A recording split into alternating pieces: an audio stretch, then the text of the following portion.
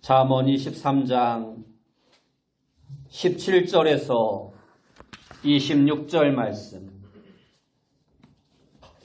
제가 진 성경으로 구약성경 937페이지입니다.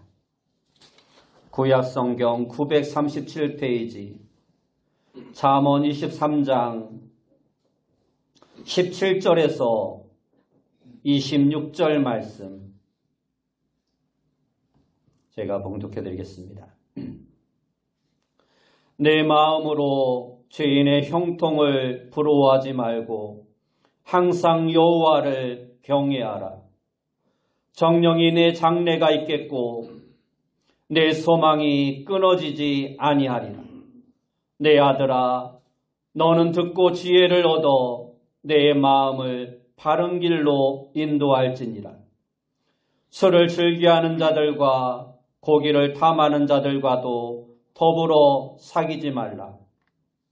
술 취하고 음식을 탐하는 자는 가난하여질 것이요, 잠자기를 즐겨하는 자는 헤어진 옷을 입을 것임이니라. 너를 낳은 아비에게 청종하고 내 늙은 어미를 경히 여기지 말지니라. 진리를 사되 팔지는 말며 지혜와 훈계와 명철도 그리할지니라. 의인의 아비는 크게 즐거울 것이요, 지혜로운 자식을 낳은 자는 그로 말미암아 즐거울 것이니라. 내 부모를 즐겁게 하며 너를 낳은 어미를 기쁘게 하라. 내 아들아, 내 마음을 내게 주며 내 눈으로 내 귀를 즐거워할지어다. 아멘. 우리 옆에 분들과 인사합시다. 만나서 반갑습니다. 네, 다시 한번 인사합시다. 오늘도 큰 은혜 받읍시다.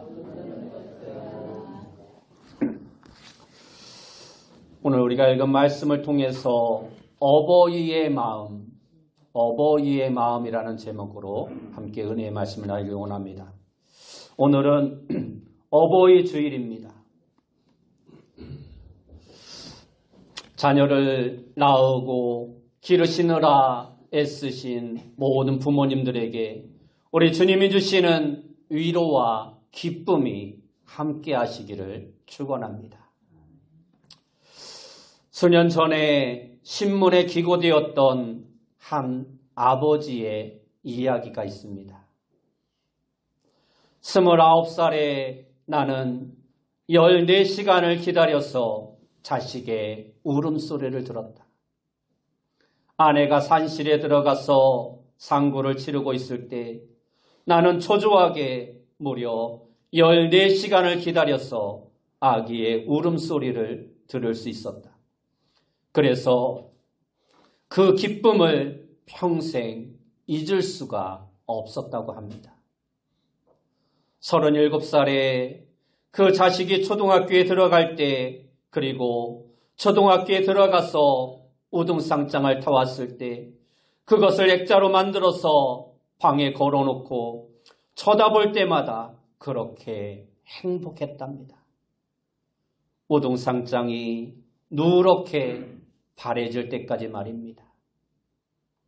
48살에 자식이 대학에 입학한다고 입학시험을 치르게 될 때 직장에 나가기는 했지만 하루 종일 일이 손에 잡히지 않고 그렇게 가슴이 울렁거리고 초조할 수가 없었다고 합니다. 그날이 생애에 있어서 가장 초조한 시간으로 기억되었다고 합니다. 53살에 자식이 첫 월급을 타서 아버지 네일을 하나 사왔을 때 쓸데없는 돈을 썼다고 말을 하기는 했지만 밤이 늦도록 네일을 입어보고 또 입어보며 행복해했다고 합니다. 61살에 딸이 시집가는 날이었습니다. 딸은 도둑놈 같은 사위의 얼굴을 쳐다보며 한바구음을 짓고 있는데 멀찍이 서서 나이든 후 처음으로 눈시울이 뜨거워지는 것을 느꼈다고 합니다. 이것이 바로 모든 부모의 마음일 것입니다. 이처럼 그저 자나깨나 부모는 자식 생각을 하며 자식이 잘 되기만을 바라는 간절한 마음 하나로 일평생을 살아가는 것입니다. 여러분, 모든 부모는 하나님의 대리자입니다. 하나님은 영이시기에 우리의 눈으로 볼 수 없지만 어머니와 아버지를 보면서 우리는 하나님이 누구신가를 알 수 있는 것입니다. 유대인의 탈무드에 이러한 글이 있습니다. 하나님은 모든 곳에 다 계실 수 없기 때문에 어머니를 보내셨다. 하나님께서는 등이 없으시기에 어머니를 보내셔서 아기를 업어주셨고, 가슴이 없으시기에 어머니를 보내셔서 안아주셨으며, 하나님께는 젖줄이 없으시기에 어머니를 보내셔서 젖을 먹여 길러주셨고, 어머니의 따뜻한 손길로 돌보아 주셨다라는 것입니다. 그러므로 어머니는 하나님이 누구신가를 이 땅에서 계시해 주시는 하나님의 선물인 것입니다. 또한 이 세상 모든 사람들 중에 진정으로 우리의 모든 잘못을 용서해 줄 수 있는 분은 어버이밖에 없습니다. 어버이의 용서를 통해 우리는 예수 그리스도 안에서 모든 것을 용서하시는 하나님의 사랑을 깨달아 알 수 있는 것입니다. 오늘 본문은 자녀된 자들에게 주시는 하나님의 교훈을 우리에게 말씀해 주고 있습니다. 오늘 말씀을 통해 어버이의 마음이라는 제목으로 함께 은혜를 나누고자 합니다. 첫째로 살펴볼 것은 자녀가 잘 되기를 바라는 것이 모든 부모님의 마음이라는 것입니다. 오늘 본문 17절과 18절 말씀에 보면 내 마음으로 죄인의 형통을 부러워하지 말고 항상 여호와를 경외하라. 정령이 내 장래가 있겠고 내 소망이 끊어지지 아니하리라 하고 말씀하고 있습니다. 모든 어버이들은 자식에 대한 천륜의 사랑을 가지고 있습니다. 그 사랑은 무엇으로도 대신할 수 없는 아무 조건이 없는 사랑입니다. 마치 우리 하나님의 사랑과도 같은 사랑인 것입니다. 옛날 고려인의 풍속 중에 고려장이라는 것이 있습니다. 이 고려장이라는 것은 효의식이 없었던 민족에게서 행해졌던 것인데 나이 많고 경제적인 활동을 할 수 없는 부모를 깊은 산속에 메고 가서 버리는 것입니다. 삶이 너무 힘들어 젊은 사람들이라도 살아남기 위하여 한 입이라도 덜기 위한 방편으로 행해졌던 풍속이었습니다. 한 집에 고령의 어머니가 있었다고 합니다. 그런데 아들이 이 어머니를 고려장하기 위해 어머니를 지기에 태우고 산에 올라가는데 어머니가 자꾸 지게에서 일어나 나뭇가지를 꺾고 던지곤 해서 아들이 제대로 걸을 수가 없었습니다. 그래서 아들이 어머니에게 말을 합니다. 어머니, 가만히 지게를 꼭 잡고 있어야지 왜 자꾸 위험하게 일어나서 나뭇가지를 꺾고 던지십니까? 그러자 어머니는 내가 집으로 돌아갈 때 혹시라도 길을 잃어버릴까 싶어서 길을 찾게 하려고 나뭇가지를 꺾고 던졌단다 말을 합니다. 그 말을 들은 아들의 마음은 울컥했습니다. 자기는 어머니를 고려장하려고 메고 가는데 그 와중에도 어머니는 아들이 집에 돌아갈 길을 잃을까 싶어서 나뭇가지를 꺾고 길을 알려주었던 것입니다. 그래서 아들은 어머니를 고려정하지 않고 다시 집으로 모셔왔다고 합니다.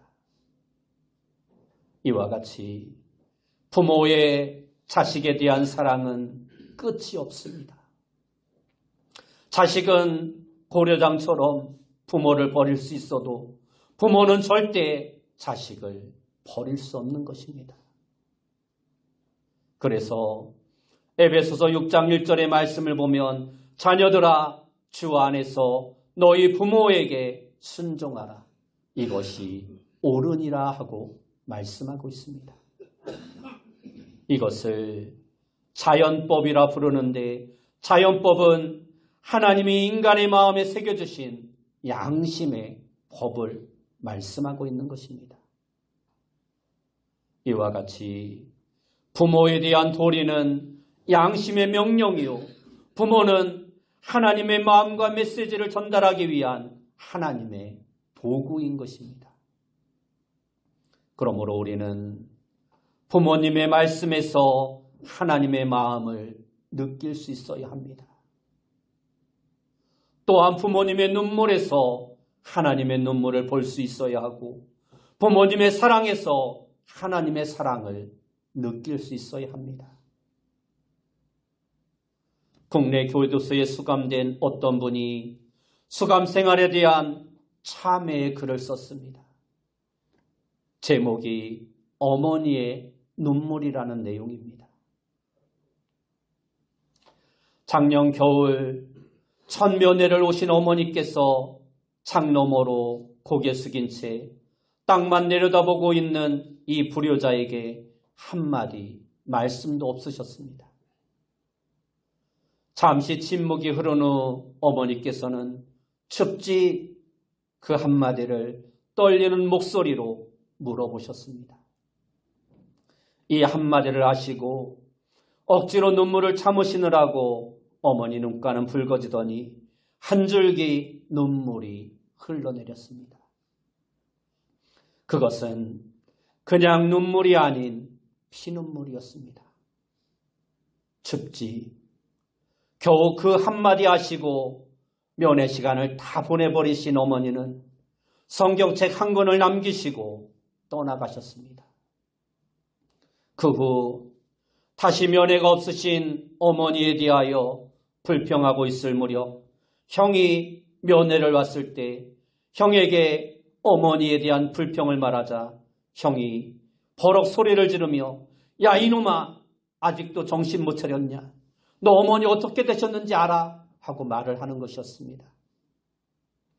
불길한 느낌이 들어 그가 다그쳐 묻자 그의 형은 어머니가 며칠 동안 전화를 안 받으셔서 찾아가 보니 엄동설한 추위 속에서 자식의 죄가 당신의 죄 때문이라고 방에 불도 피우지 않고 같이 감옥 생활을 해야 한다며 자식과 자신의 죄를 용서해달라고 기도하다가 몸져 누우셔서 병원에 계시다라는 것입니다. 그러면서 그는 이렇게 고백합니다.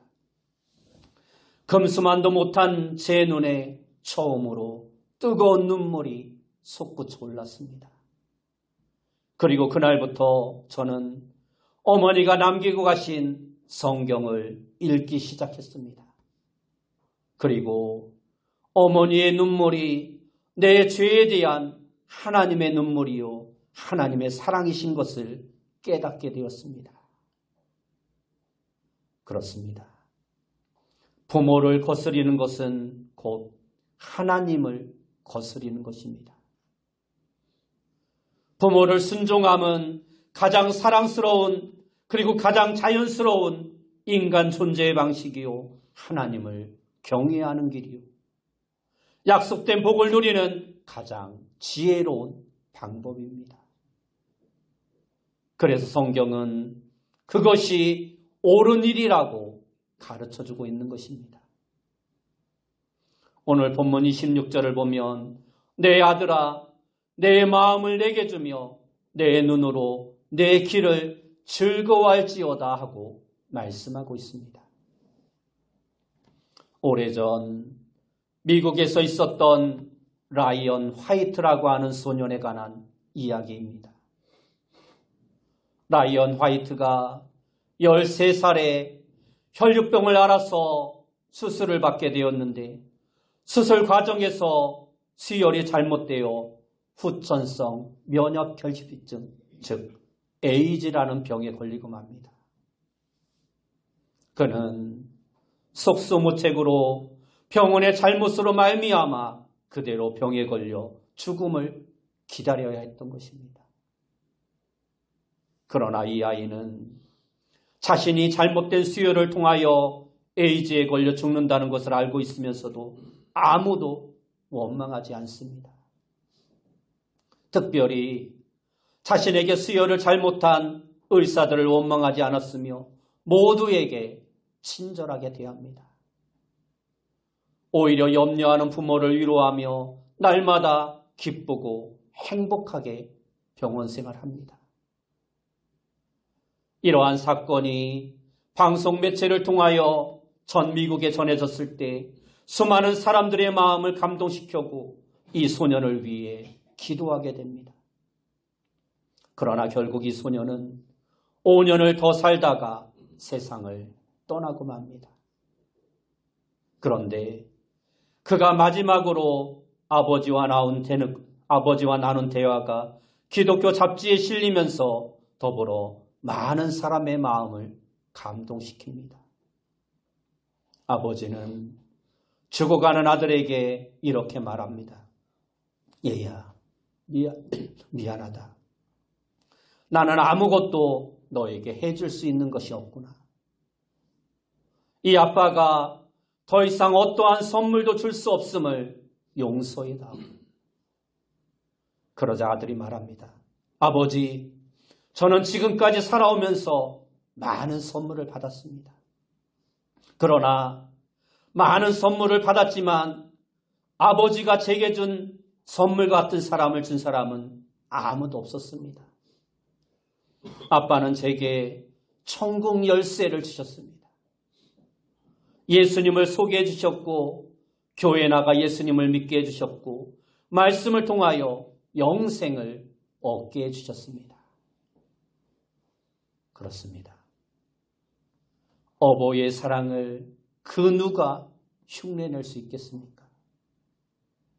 어버이는 내가 어떠한 상황에 처하든지 언제나 내 편을 들어주시는 하나님의 마음을 가진 분입니다. 그 옛날 어머니는 우리가 아파 누워있을 때 열이 오른 이마에 손을 대시고 내 대신 내가 대신 아파만 줄 수 있으면 좋으련만 하면서 기나긴 밤을 대신 아파줄 수 없음을 안타까워하시며 홀로 밤을 새신 분들입니다. 그렇게 부모님은 누가 뭐라 해도 자식을 믿어주시고 끝까지 지지해 주시는 분이십니다. 이 세상 모든 사람들이 다 나를 배반하고 버린다 하여도 끝까지 우리를 믿어주고 도와주고 밀어주시는 분은 이 세상 가운데 오직 한 분, 어버이밖에 없습니다. 어느 교회 목사님이 평생 동안 목회를 부지런히 하고 70세가 되어 은퇴를 하게 되었는데 교회 장로님들이 목사님 앞에 나와서 목사님 이제 은퇴하시니까 우리 교회에서 목사님의 평생 여생을 잘 지낼 수 있도록 집을 하나 마련해 드리겠습니다. 이야기를 했습니다. 그러면서 목사님 어떤 일이 있어도 집문서를 꼭 쥐고 계세요. 틀림없이 사업하는 자식들이 와서 집문서를 내놓으라고 할 테니까 그 문서를 내놓으시면 목사님 부부는 길거리에 내앉고 맙니다. 그러니 어떠한 일이 있어도 집문서만큼은 내주지 마세요. 신신당부를 합니다. 그리고 목사님은 그 교회에서 은퇴를 했습니다. 은퇴를 한 후 교회에서 사준 집에서 잘 살고 있는데 어느 날 맏아들이 사업을 하다가 어려움에 처하니까 아버지께 와서 말을 합니다. 아버지, 집문서 좀 빌려주세요. 잠시만 쓰고 돌려드리겠습니다. 목사님은 장로님들의 당부도 잊은 채 어려움을 당하는 아들 내외가 가여워 집문세를 아무 말 없이 내어줍니다. 그 아들은 사업이 부도가 나서 파산하여 자식들과 함께 미국으로 도망가고 목사님 부부는 길거리에 나앉고 맙니다. 사는 것이 힘들었지만 그럼에도 불구하고 노부부는 자식들을 원망하지 않고 자기가 한 일을 후회하지 않습니다. 이처럼 부모는 자식이 큰 상처를 입히고 가면 마음속으로는 괴로워하지만 다른 사람에게 자식욕을 하지 않습니다. 그래도 자식을 보다듬어주고 그래도 자식에게 용기와 힘이 되어줍니다. 이것이 바로 자식에 대한 부모의 사랑입니다. 그러므로 자녀의 성공과 기쁨은 부모의 큰 기쁨이요 행복입니다.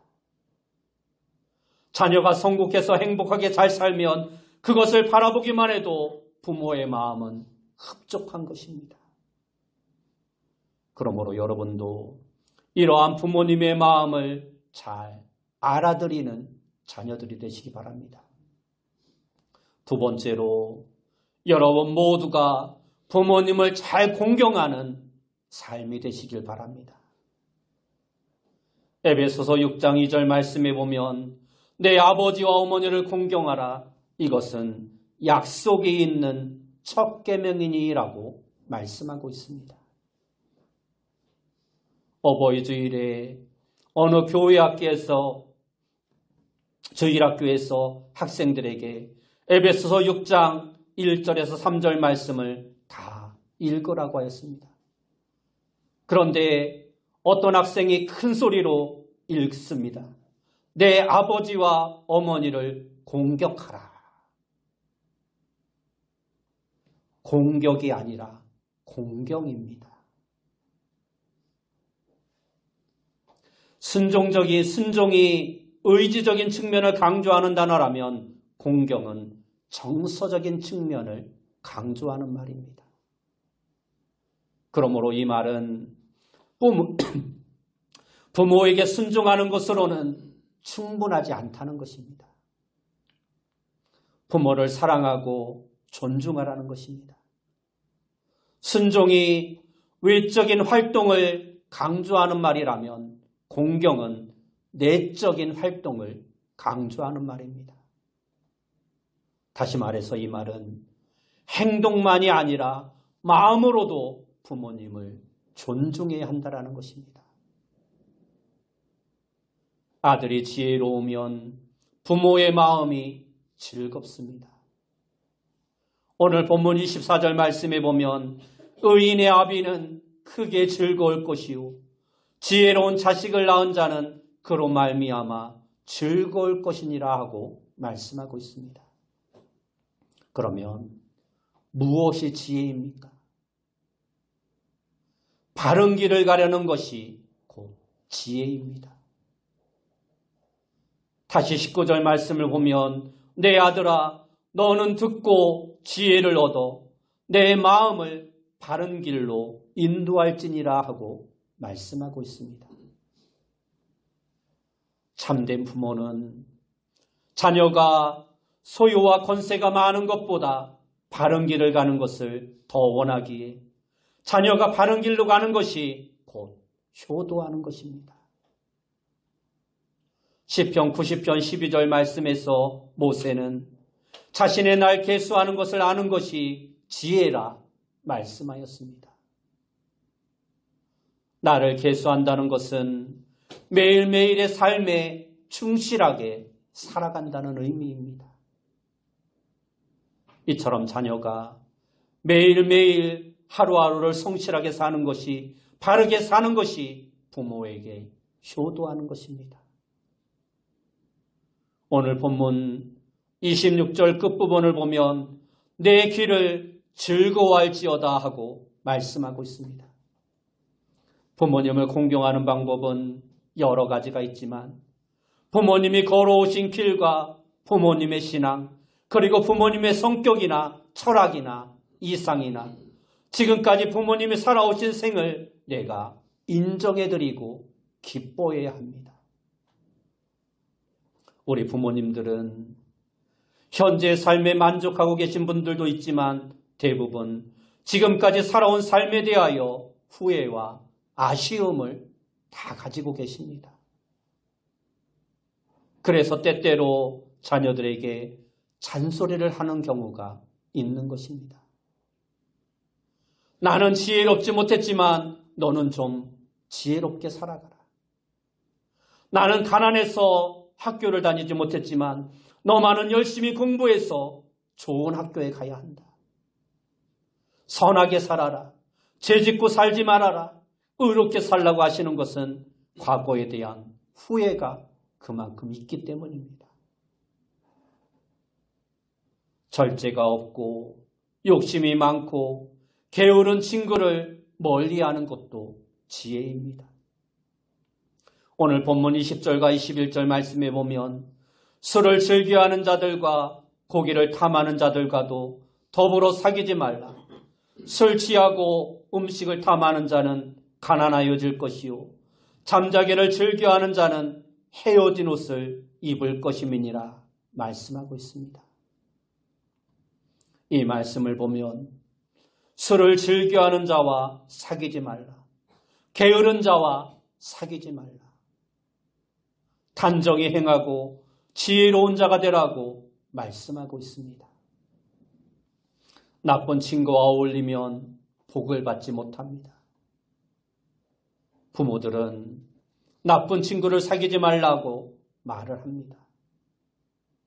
언뜻 들으면 사랑과 용서를 모르는 편견적인 말 같지만 그 말은 사람을 차별하거나 사람을 회피하라는 말이 아닙니다. 멀리하는 사랑도 반드시 필요한 것입니다. 나쁜 친구를 멀리하는 것은 나쁜 친구의 삶의 변화를 위해서도 필요한 것입니다.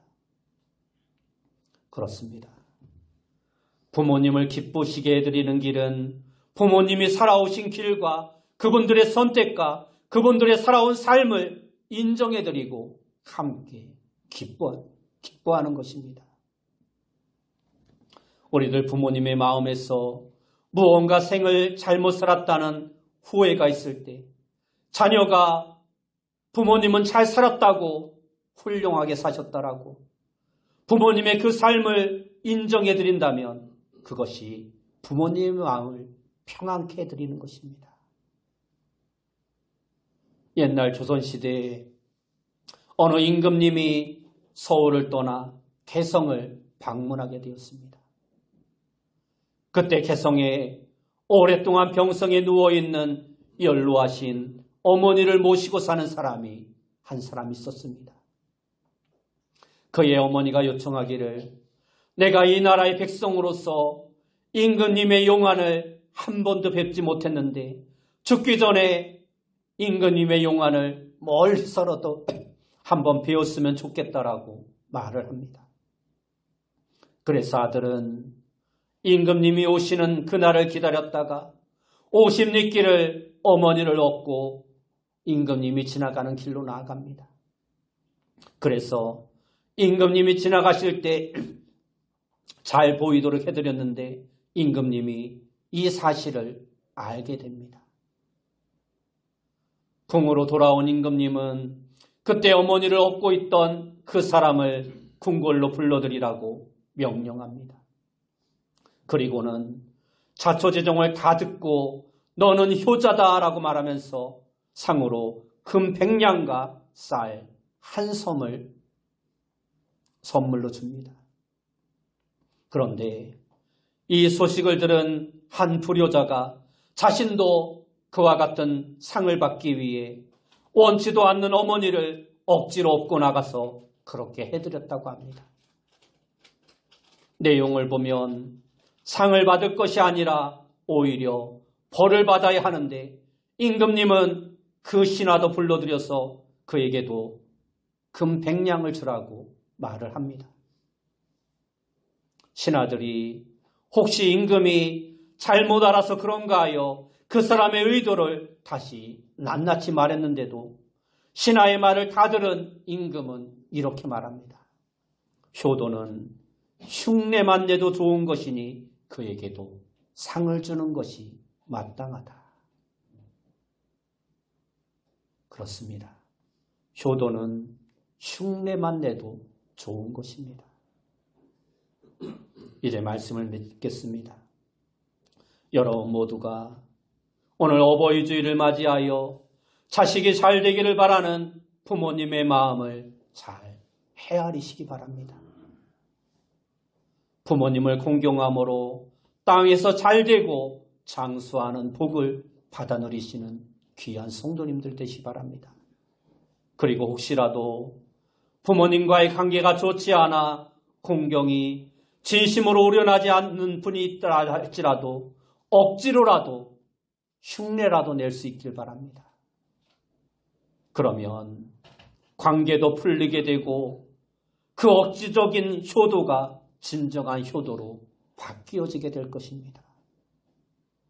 바라기는 여러분 모두가 어버이 주일을 맞이하여 부모 공경의 도리를 깨닫고 실천함으로 여러분의 인생이 복되고 하나님의 풍성한 복을 받아 누리는 진정한 축복의 주인공들이 다 되시길 예수님의 이름으로 축원합니다.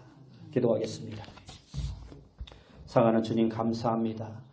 오늘 어버이 주일을 맞이하여 우리 모든 성도들이 우리를 사랑하고 아껴주셨던 부모님의 은혜에 감사하며 또한 그처럼 우리를 사랑하시는 하나님의 은혜와 사랑을 또한 깨달아 알고 더욱더 주를 사랑하는 자 되어줄 수 있도록 인도하여 주옵소서. 예수님의 이름으로 기도드리옵나이다.